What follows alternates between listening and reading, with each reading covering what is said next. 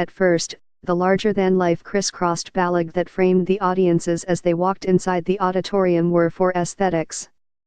But the moment the stage design and the spatial intervention in the audience area were exposed, and the narrative of the play unfolded, through dialogue, music, and movement, Balag became conceptual.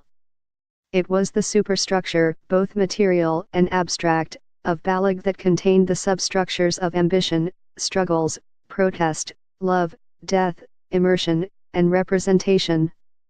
For this conceptual rendering, BALAG, written by Leota Bucoi, directed by Elmer Rufo, music and live band by Nina Virgin, and presented by Sigma Theta Delta and UPLB Demolay Club, had an imposing presence.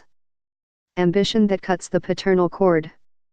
On his 17th birthday, Junyi, Rafael Canijas, excitedly tells his father, Luis, Joe Maninas, his ambition of pursuing a career in fine arts. Wanting his son to take a business-related course, Luis is enraged by Junyi's decision, and warns him of cutting the father and son tie. Seeing the implications of the situation, Felisa, Raia Salvador, pleads her husband to retract his words, but to no avail.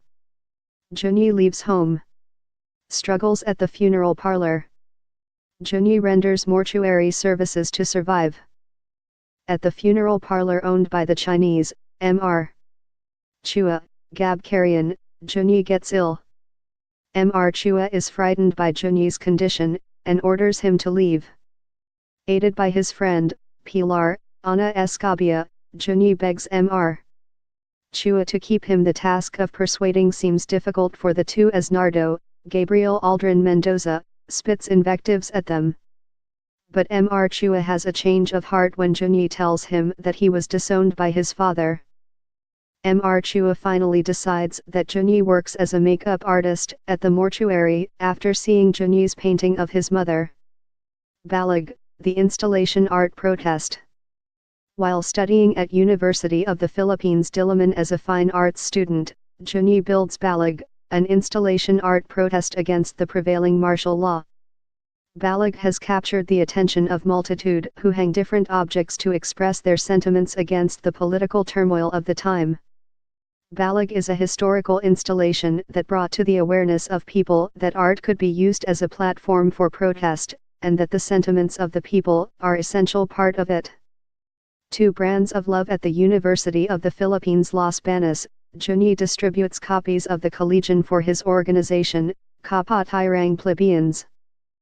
At UPLB, he meets Tess, Kathleen Galula, who is applying for membership. In her reporting to Junyi, Tess bears her affection for Junyi, which he reluctantly accepts for fear of making life uncomfortable for her. Tess tells Junyi that she is willing to live a difficult life as love is for the brave, unafraid to face life's trials. Junyi retorts that love could not bear to see the lovion in pain. The divergent views about love is united by the matrimonial cord. Deaths that haunt the matrimonial bed.